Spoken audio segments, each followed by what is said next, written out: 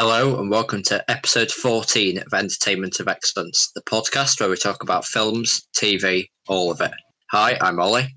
I'm Thom. And I'm Ben. And today we're going to be discussing the 1979 science fiction film Stalker. This will contain spoilers.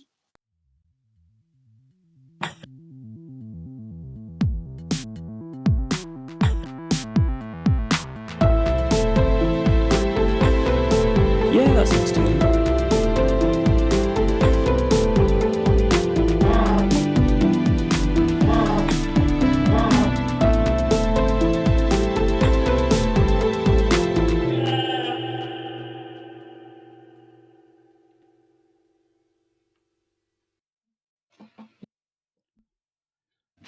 So, Thom, do you want to give a synopsis? Sure. So, the film is set in. I don't even know if you could. I guess it's a close future where some kind of object described as a meteorite has crash landed on Earth. And I think it's the place around the crash site is called the Zone. Is that right? Yeah. And everywhere else is kind of dystopian-ish society. It's more just like communist Russia. But in the Zone is supposed to be this room that will grant your innermost wish. So it's about the Stalker who is paid to take two men, writer and professor, to this room that will grant their wishes. And that's basically the plot. Yeah. And to be clear, the word stalker doesn't mean like the definition that we've come to use in the English language, like someone following someone around or being creepy. Like, it's just the name for people who take like clients to go into the room and navigate across the zone. Yeah. So acts as like a tour guide. Yeah. So the film was based on a book called Roadside Picnic, written by the Strugatsky brothers, who also did the screenplay to this film. So, they obviously collaborated a lot with Tarkovsky because it's apparently quite a different. Like, it's loosely based on the book, but there are differences, and it's sort of like the plot's changed a bit. The film's very much seems to be like Tarkovsky's vision, and none of us have seen any of Tarkovsky's. Well, I don't know. Have you seen any Tarkovsky films? No. Before? No. I've been wanting to watch Solaris, but I've not seen it. Yeah. We were only introduced to this by a viewer suggestion from Manu Viraj. Sorry if I've pronounced your name incorrectly, but thank you for that. I don't know, what did you think of it? Well, first of all, one of the strange things that we brought up is the relatively innocuous title Roadside Picnic. It doesn't seem to sort of fit in with. It's not necessarily it's not horror, but it's sort of really slow paced and like drawn out scenes which like provoke loads of imagery, and It's very it's atmospheric. very much like it's like a sort of psychological. It just doesn't really seem like it fits in with Roadside Picnic. So I wonder how similar they are, or whether that I don't really get that title. Then obviously Stalker, you wouldn't necessarily. You were saying how the definition sort of changed. You wouldn't necessarily think that this was what it would be about initially, but yeah, just from the title, you'd like assume it would be a horror film where it's like a slasher and there's someone following someone around, when it really couldn't be any further from that. yeah. Well, It I also think couldn't be any further from the book title. in the book, the stalkers actually like go into the zone and steal artifacts, I think. So they more do like stalk around the zone, if you know what I mean. So it kind of makes sense. And Yeah. I suppose you are seeing that they do have to be quite careful going through the zone, as there are loads of traps and things. Yeah. So as this is Tarkovsky, he's pretty famous for like his cinematography, and he doesn't like cutting a lot. So did you say there were 142 cuts in the whole film, Ben? Yeah, something like that. It was like Yeah, so a lot of long shots, but sometimes they're static, and then sometimes maybe not as mobile as like 1917 long shot or whatever, but it's almost like I saw someone describe it as a dreamlike movement of the camera, which I can kind of see, where it moves so subtly that you're not really comprehending that there's a camera moving. It just kind of makes sense that it will move.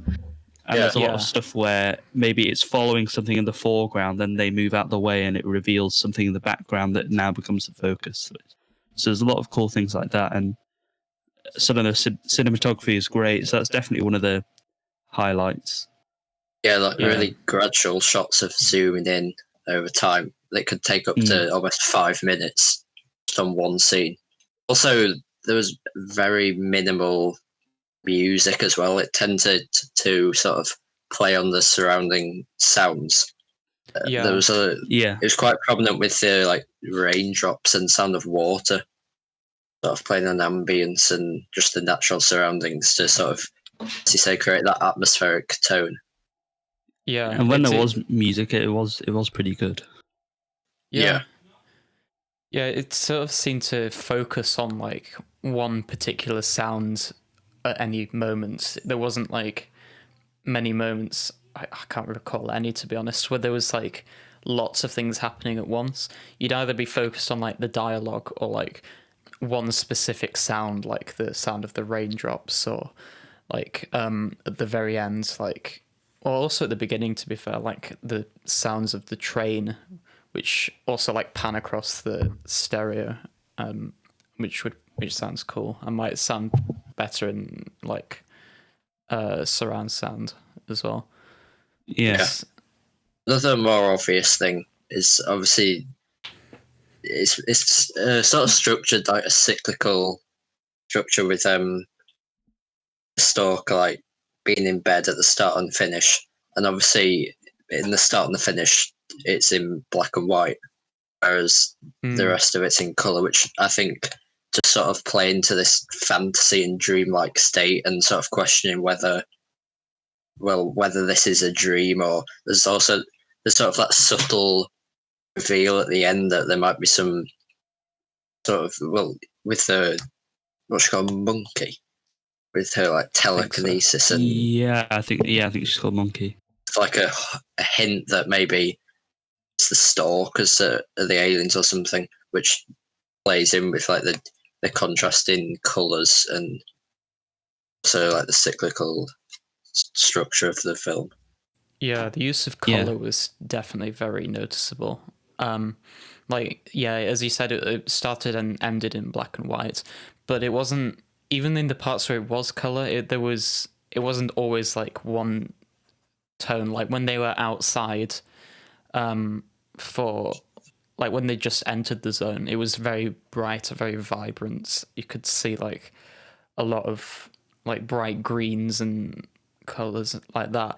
But sort of as it progressed, it kind of got into like a more sort of sepia tone, which I guess sort of fit the mood a bit because, you know, when they were the Stalker, the professor, and the writer were just like lying down on the grass. It was very, the tone of the dialogue and the story at that point was kind of very bleak, I guess, because they were all disagreeing on stuff like art and poetry and science and stuff. But the colors definitely reflected that, which is very which is very good. I think the color was almost a representation of hope, at least for me. Hope seemed to be quite a Yeah.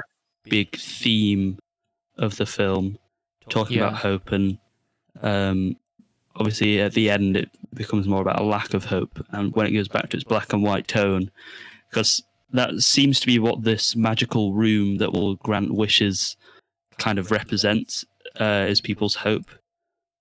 And so when they first get into the zone, they're obviously seem to be excited and hopeful, hence the color. At least that's how I saw it, I think. No, Yeah. I can definitely see that.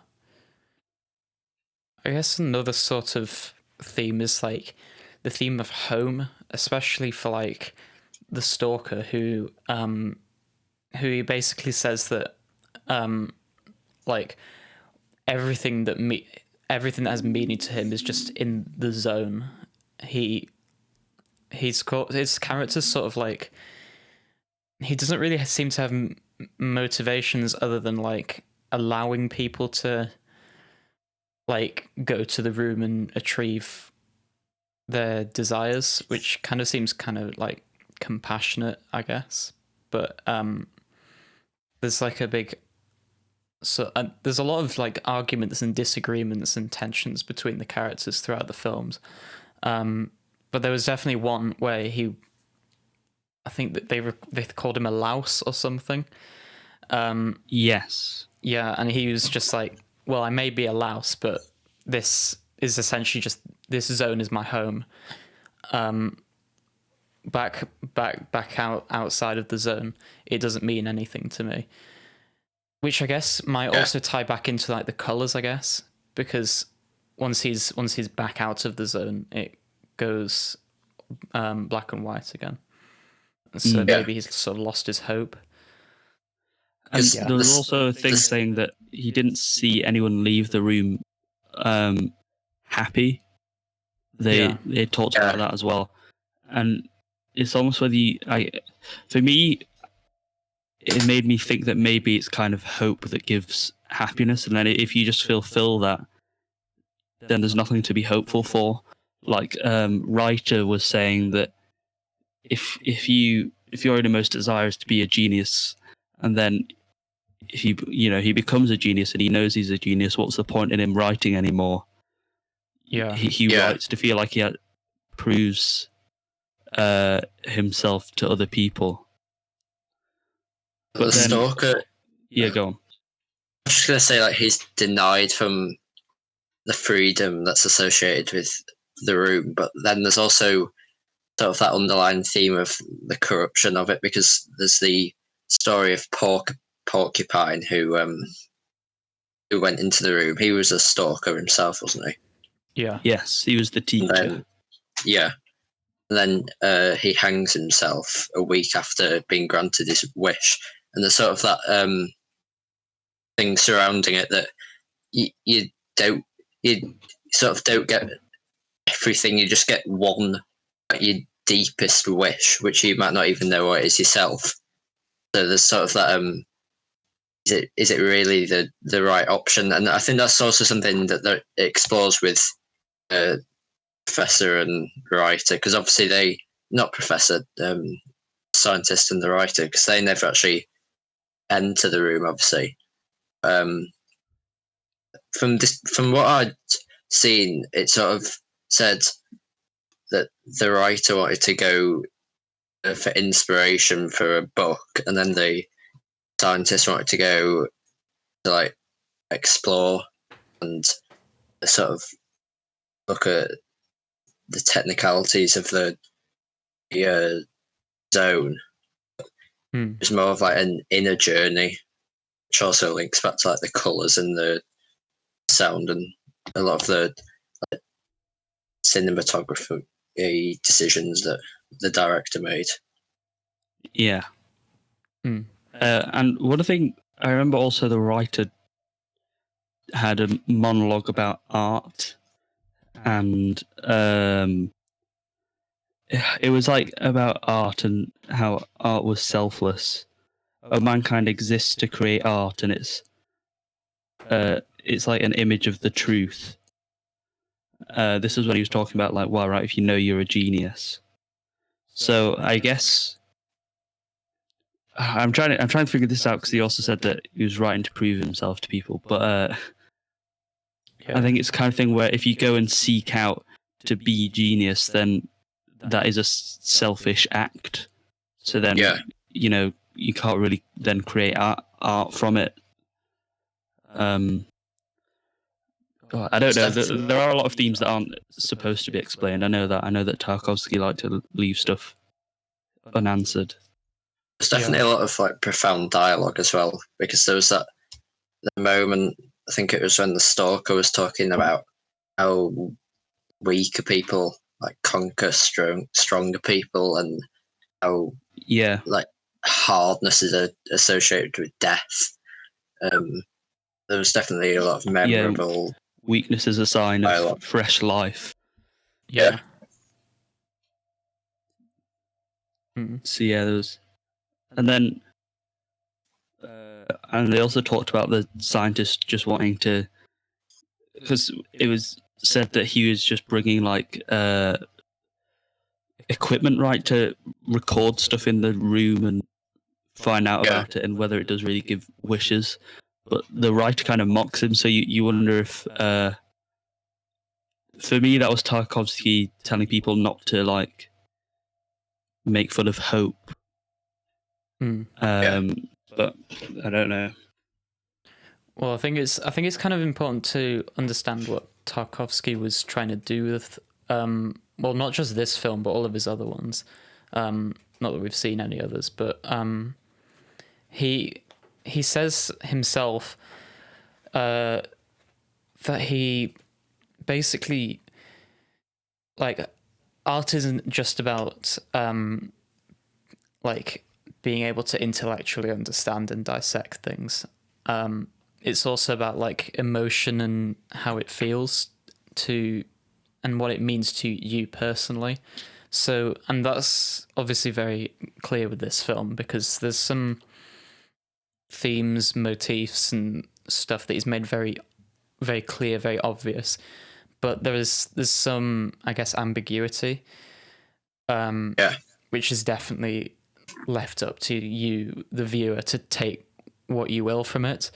And I guess, and apart from the dialogue, to be honest, there's nothing that's really very, I guess, intellectually concrete, because I guess the themes that he does have are they're very emotional. Like, for example, the theme of hope, theme of what's home to, I guess, the Stalker. It's very much emotional rather than intellectual. And whilst you can dissect the film and all of its, well, I guess, like with other stuff, you can compare it to, I guess, the like political landscape at the time, or things happening in the director's life. But I really don't think that's the case here. So, yeah. Yeah, I read a quote somewhere. He said, "Where if 1,000 people read the same book, then that's 1,000 different books." Which is sort of like opening up that interpretation and ambiguity, which I think is definitely one of the key themes in the film. It's not telling you what to think. It's up to you. It's up to you to sort of work out what each character wants. They say that nothing's necessarily concrete. Yeah.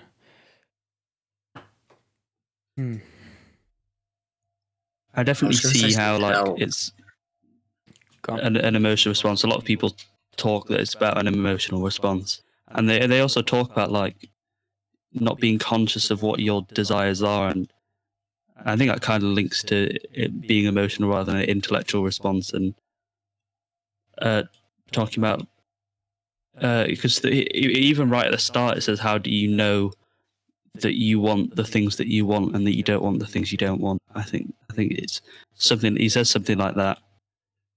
Yeah. Back to the colour as well. as you're saying, the society that we're introduced to at the start isn't necessarily dystopian, but it's more that they sort of just want to escape the monotony of everyday life, and just because they're not necessarily saying that the zone is an exciting place.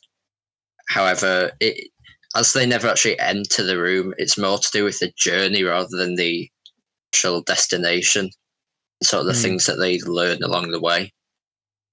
Yeah. Yeah, I think it's definitely kind of symbolic that they don't enter the room.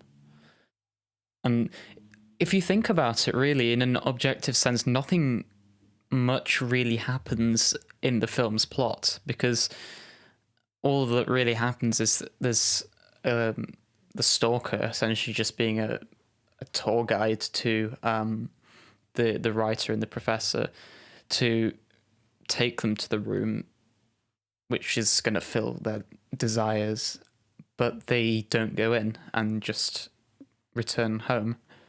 And for a film that's 2.5 hours in length, that's, I guess, kind of incredible that they've managed to spend so much time more into like what it I guess the feeling and what I'm trying to think on the spot here, so forgive me if I'm sounding a bit stupid, but one of the things, sort of the long shots and just the cinematography definitely does help heighten sort of the suspense.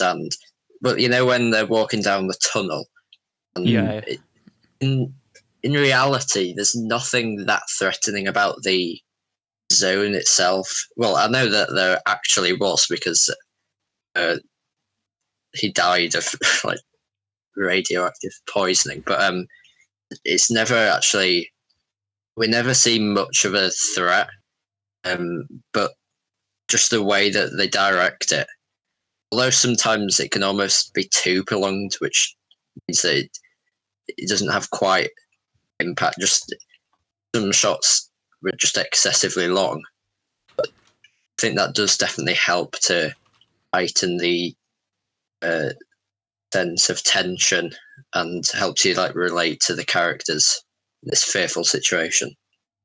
That one criticism is that they do go through the zone and they're talking about how these traps are really dangerous and that many people have died here, but I don't think we really ever see a trap, and that's the problem. It sometimes feels like these characters are being tense for not much reason, and I don't know if it would if people would think it would make it worse if they even just showed a trap going off or whatever, because then it becomes more entertainment than art or something. But for me, it lowered the tension, but I don't know. Yeah, no, I definitely agree. Sorry, because like, yeah, I think if they'd just shown like one single trap going off, which would like heighten the tension, it would spike in like 1 second, but then it would pretty much be back to normal. I get that might not have been what Tarkovsky was going for, but personally, I'd say that's definitely a criticism I'd have, because it's like the audience is meant to feel tense, but you're not given any reason for it, really. I mean, I know you're told there's traps, but it's like it's hard to kind of believe they're there when you're not physically like shown the effects of what could happen. Yeah, which is why, as I was saying, I don't think that if it had been directed by someone quite an incompetent director, then it might. I don't necessarily think it would have been that good a film, just because there's never really that sense of immense threat. And although it is generally well received, a few criticisms I have seen have been sort of questioning, why is this a sci-fi? It doesn't really fit in with the genre. And although there's references to aliens and the like meteorite, you never actually see any of it, which I know a lot of the point of this is the interpretation and ambiguity, but it would have been nice just a couple of times to sort of back that up with actually showing us why they're so fearful. I mean, it's not, I wouldn't even say that they know themselves. Maybe the stalker, the two people who are going on this adventure, it is very much they've heard it secondhand as well. When he's saying, Yeah, "Oh, so I many suppose- people have died in the tunnel." Because they say, "How did you find out about the room?" And it was the stalker that told us. So I guess they also say that maybe it is just all made up, and this guy is having them on. Yeah, like Yeah. it could be, I guess, sort of urban legend, maybe. Yes. I don't. I guess that's sort of something you could read into. But that would be your personal. That would be your personal, like dissection of the film. That would be like the equivalent of read 1,000 Yeah. books, 1,000 different interpretations. I guess a couple like I could think of would be, like, it's an urban legend would be one, and it might or might not have happened. The alien invasion, the meteorite and everything. Or I guess it could have, you could view it as like being completely 100% true, and that maybe the stalker himself is one of the aliens because he seems to know everything about it. And there's sort of a little hint towards that at the end with like the wife's monologue and the daughter being able to use telekinesis. But yeah, it's kind of really up to you, that one. What did you think of the ending? Yeah. I don't know. Telekinesis. That just kind of confused me. Yeah. Yeah. Because Each time I watch an X-Men. yeah, because the website I used to get like questions for films didn't have anything for this, which was weird. I don't know if it was the What? website bugging out. Is there going to be a sequel? Yeah, they usually, is there going to be a sequel? Explain the ending, or like, I don't know, where was it filmed? Yeah. There wasn't a sequel because Tarkovsky died. The ending, I have no clue. I don't think it's meant to be metaphorical or like. Oh wait! It could be the trains causing the glass to move, but it could also be telekinesis. Could be a magnet onto the desk. I did not know this. Apparently, a lot of people realized it was trains or something. Oh. Are we just reading too some deep people into think it, then? so that maybe the zone prefers to grant secret and heartfelt wishes rather than the wishes we think we have. So maybe the stalker kind of wished for his daughter to be well, but instead like gave her, wanted her to be able-bodied, but instead kind of gave her some telekinesis, if that makes sense. Made her So too it cured her in a able-bodied. different way, Yeah. which makes sense. So does that imply that he entered the room? I don't know, because it's also, I guess, about the zone. I wouldn't be surprised Who if he'd knows? entered the room, to be honest. Because I don't know, just his sort of, I guess the way he's sort of obsessed with the zone in the room. Because I don't know, this is just a theory, but like if there was legitimately a room that could grant you whatever you wanted, and you were there and you went in, and the wish was granted. I guess even if it was like a wish that you didn't know, like your deepest desire, but it wasn't like bad, you'd be like forever obsessed with that room. You'd always be thinking of it and how it had such an effect on your life. So maybe that's why he's doing it. Maybe he had maybe Porcupine, who's the other stalker, like he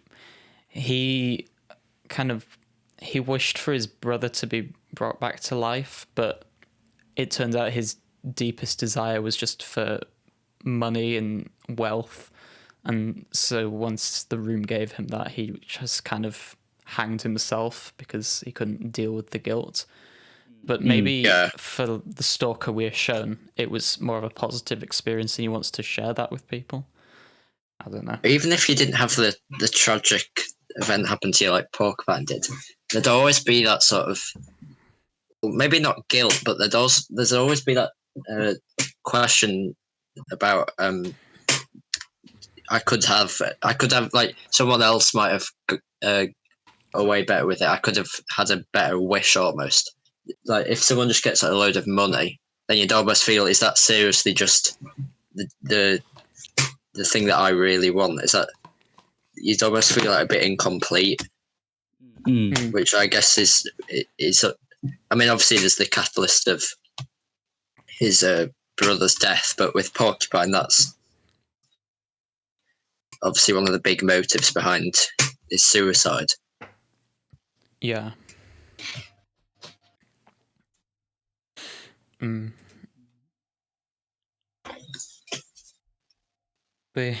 Apparently, a lot of people still don't know what Tarkovsky was trying to convey in it. Even the people that wrote the script, the Thingy brothers, I can't remember their names now. They just kept rewriting it until Tarkovsky said, "Okay, I like this." Yeah. So Ben, who knows? Ben, didn't you say something weird about like the reshoots and then the effects that had, and like just the things that were going on like behind the scenes of it, which is a bit odd. So basically, the film had to be reshot multiple times. I think it was 3 times. It had to, because of various reasons, including like the quality of the film stock they had. It was just really bad. So they had to reshoot it a few times. There was some tension on the crew. But anyway, a few years later, Tarkovsky himself, his wife, and one of the actors on the film, I can't remember his name, they all sort of died of lung cancer, sort of around like similar times. And like, you can't prove it, but it was sort of theorized that the place they were filming was sort of radioactive. And obviously, like, the more time you spend in an area that's radioactive, you're going to have more effects on you and stuff. But so if it was just one shoot, then it would still affect them and probably shorten their lifespan a bit. But by having to reshoot it 3 times, it's kind of like ironic in a sense that he died. And it gives like because if you watch it knowing that that's happened, it kind of adds to the eerie atmosphere that not only is this his last film. I can't remember. I think it's either his last or one of his last. He only did 7 films. I don't think it is his last. Yeah. I can check. I think he look it up, Mr. did one in the 80s. I feel like. And this was 1979. Apparently, he wrote he wrote the Sacrifice, which came out in 86. He directed Nostalgia, and he directed a couple of other things after. But started becoming known as he was credited as Andrei Tarkovsky quite a lot. Oh yeah, that's his name. That's what I was thinking. It's with a Y. It's with a Y. That's why it confused me. I don't tend to watch a lot of like foreign films, but I definitely enjoyed this. But I don't necessarily think it would be something I'd want to come back to again. At least not in the short term, just because, to say, it's very long.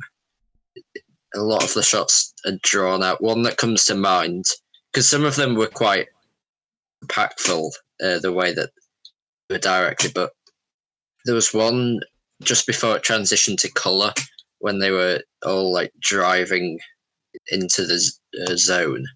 And it was probably about 5 minutes of just close-up shots on each of their faces. Oh, I know it was just that point. That I one was just thinking, I actually like that one. yeah, I could not bear that one. But it was the tunnel one I felt went on a bit long. Yeah, there were definitely But there was some I was scenes. alright with the close-ups. Yeah, there was some scenes where it's like the same sort of feeling you get if you were like, I don't know, on a hill or something and watching like the landscape around you. And so there'll be shots like that, which the shot itself is beautiful. There are some shots where the shot itself is trying to create a mood or build suspense or something. But then there's definitely like there's the shots like Ollie said about the ones with the close-ups of the faces, and also even the ones where it was trying to build the mood, I feel went on a bit long sometimes, because there was one while we were watching it that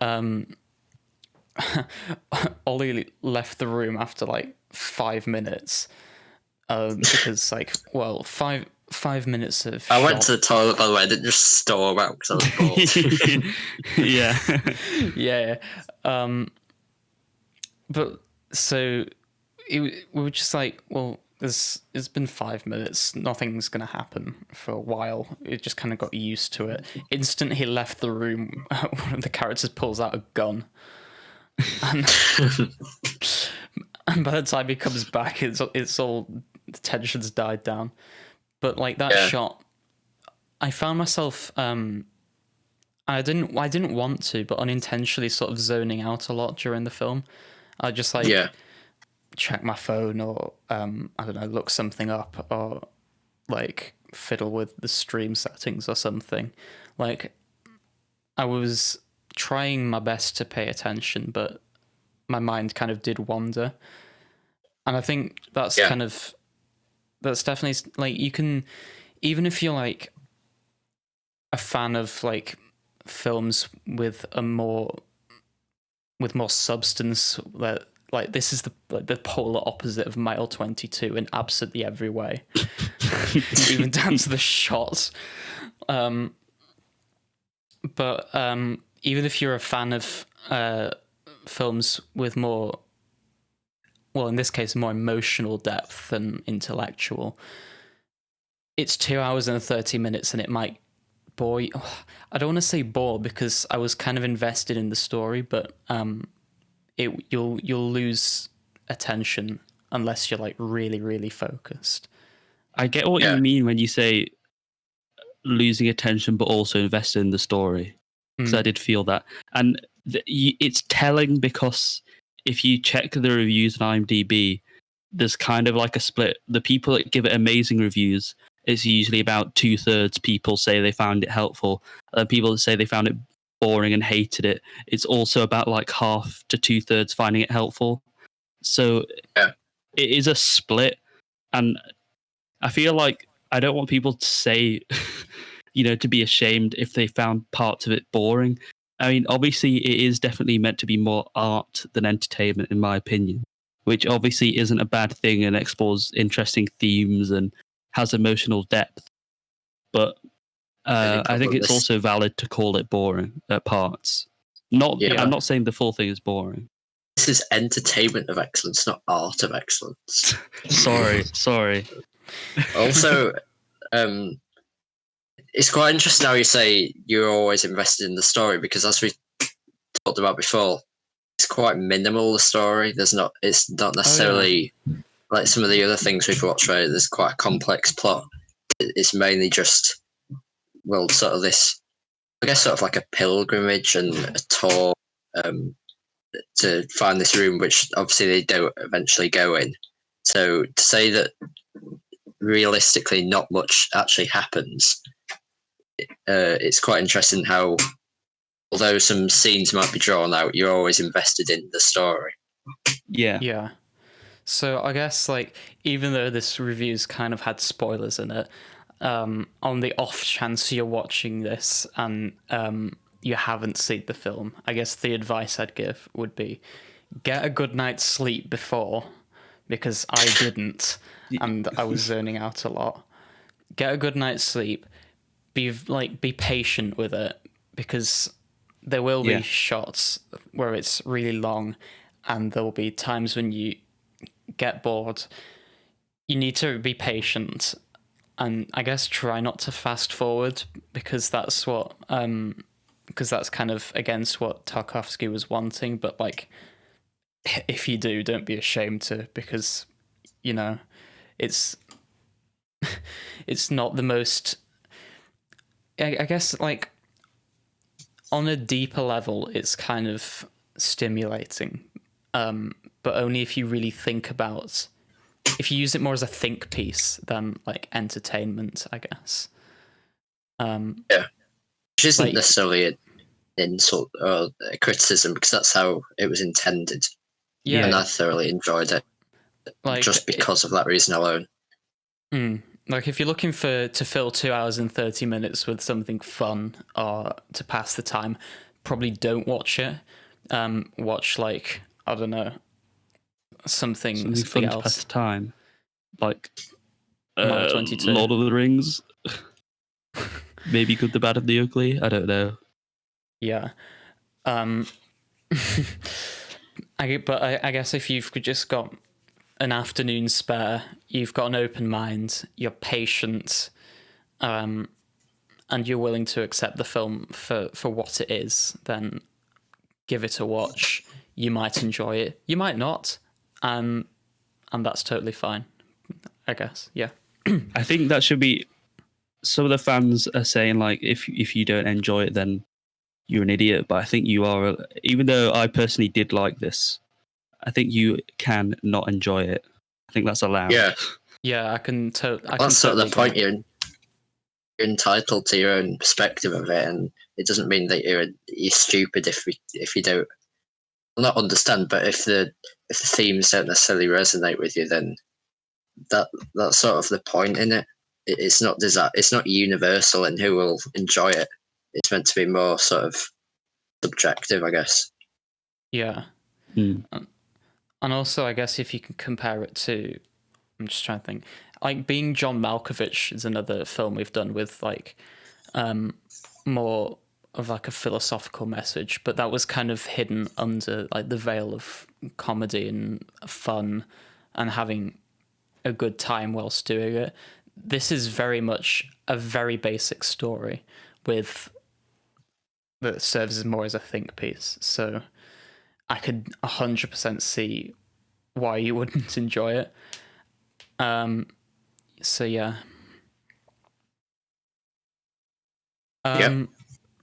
Right. So having said that, I guess wrap it up. What did you think, and what would you rate it?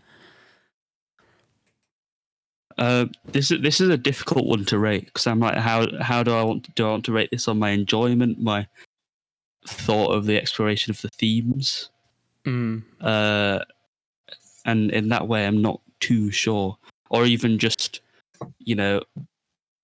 I guess the groundbreaking cinematography and stuff and sound.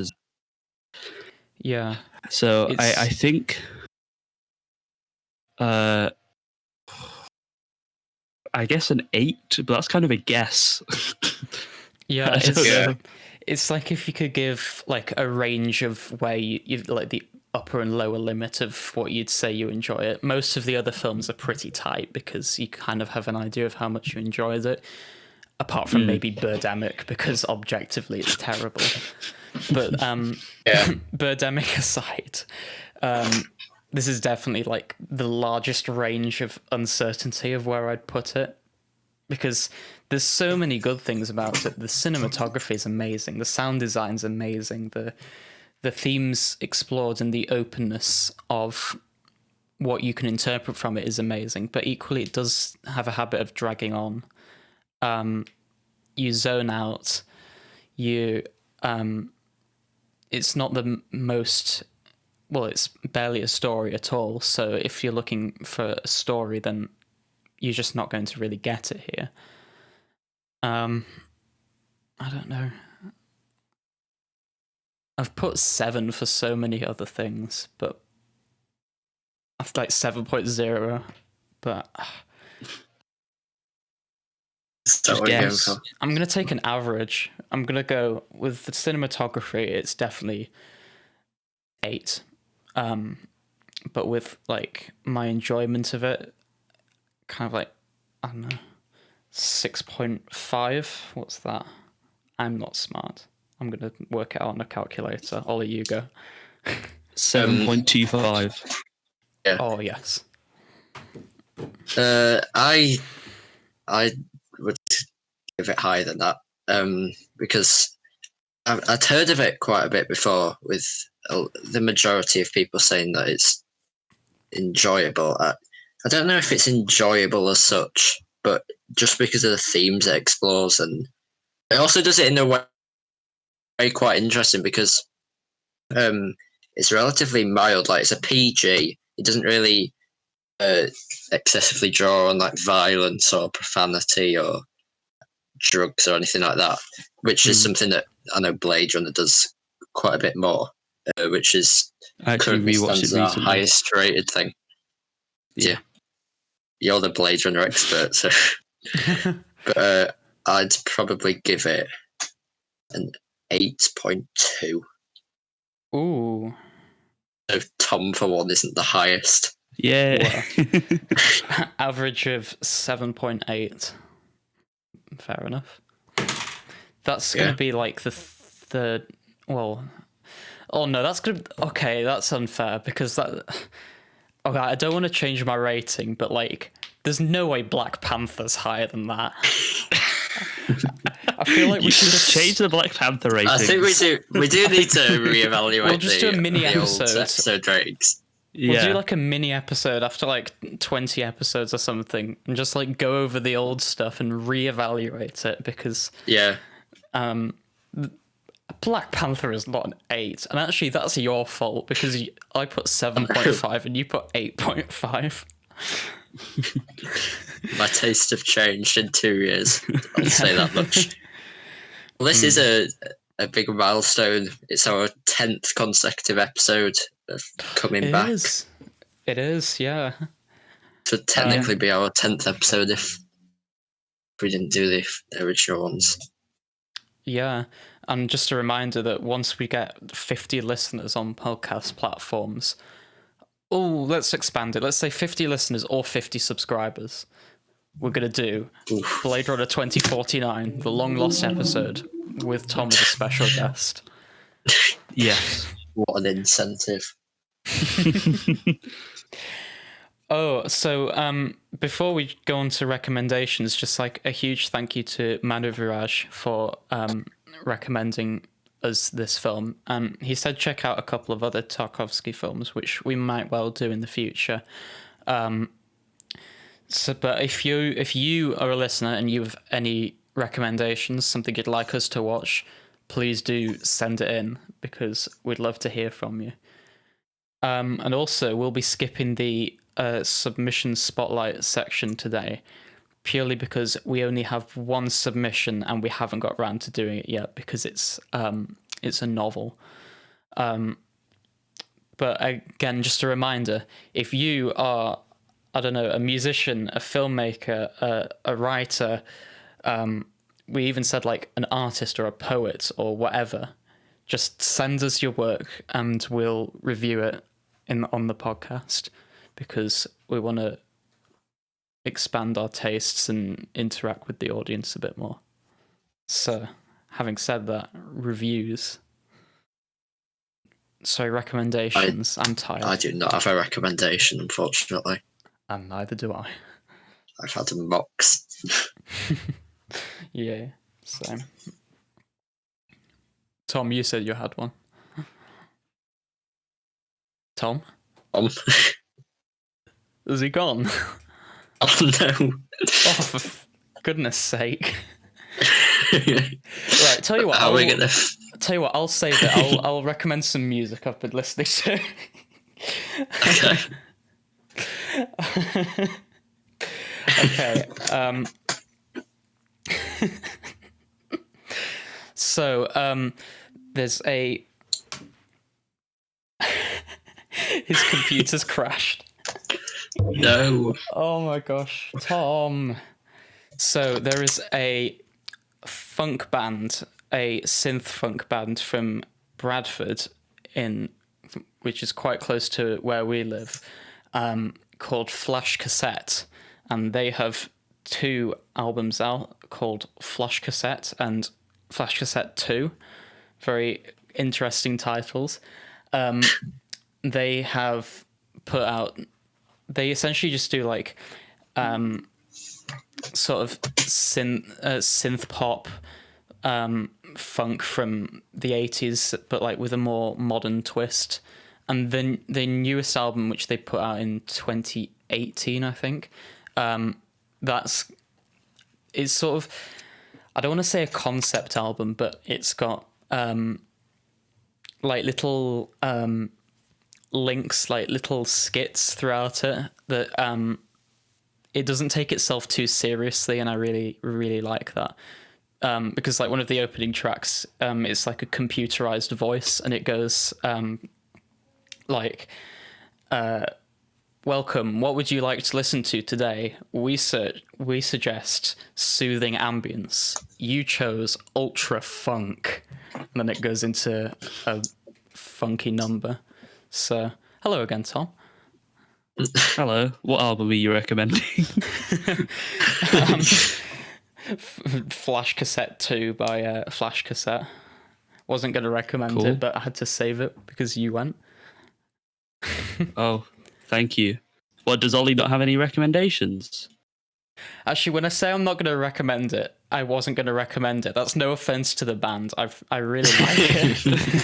It's just that I recommended Chromio's Quarantine Casanova, which is quite similar last week, and I don't want to have a limited taste exclusively to synth funk. You're allowed to have a limited taste. Wait, is Tom speaking? Yes. I can't hear him. Oh no. Oh my god. Hopefully Okay, listeners can hear him. Well, I'll just have to make my recommendation with Ollie having no idea what to do. no idea what I'm saying. So I'm in the middle of watching. So full disclosure, I've not seen the full thing, but I've heard that it only gets better.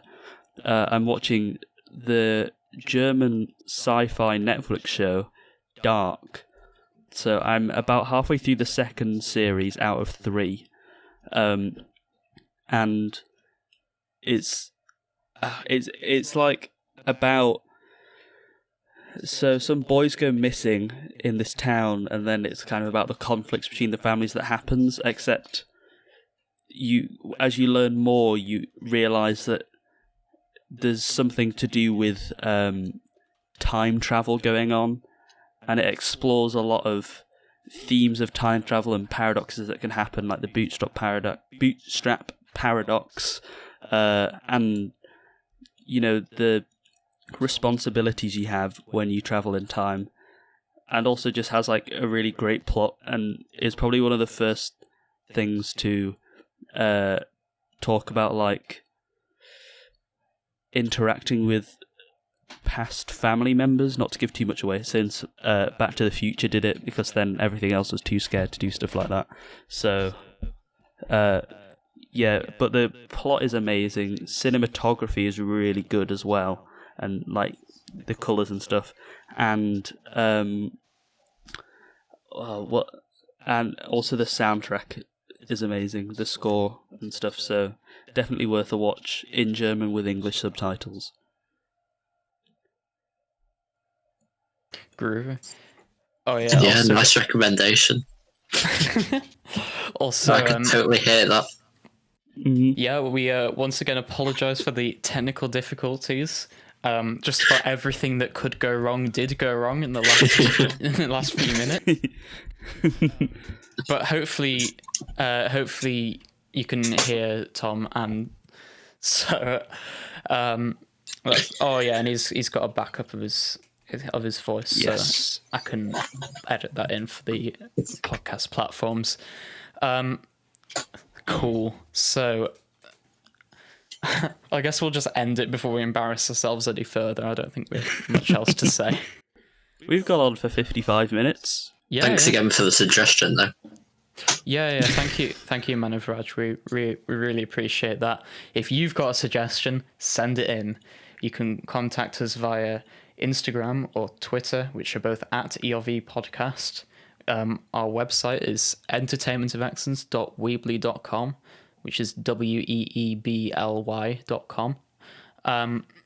And you can obviously subscribe to us here. You can listen to us on all podcast platforms. If you're a creator and want your work reviewed on the podcast, please send it in. And most of all, share us with your friends and family. And if it's possible, contact us and give us a review. Tell us what we're doing well. Tell us what we're doing terribly. If you want to hate on us, do it, because then we can get better. Yes. It's true. It honestly is true, really, though. If there's something you absolutely hate, we'll fix it. Thank you for listening. Thank you for staying despite the technical difficulties. All right, see you. All right, see you.